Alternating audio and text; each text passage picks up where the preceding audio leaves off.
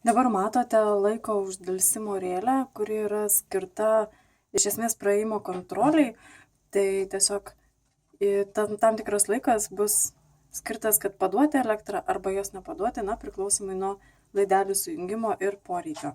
Tai visų pirma, įjungiame laiko rėlę į elektros tinklą ir dabar matote LED ekrane rodomas skaičius. Tai 7 sekundės. 7 sekundės bus arba paduodama elektros srovė, arba nutraukta elektros srovė. Tai pavyzdys, paspaudžiame mygtuką, paduodama elektros srovė ir laikas eina. Tai gali būti atidarytos durys 7 sekundės. Ir praėjus 7 sekundėm jos yra uždarytos. Vėlgi paspaudžiame mygtuką ir laikas pradeda tiksėti.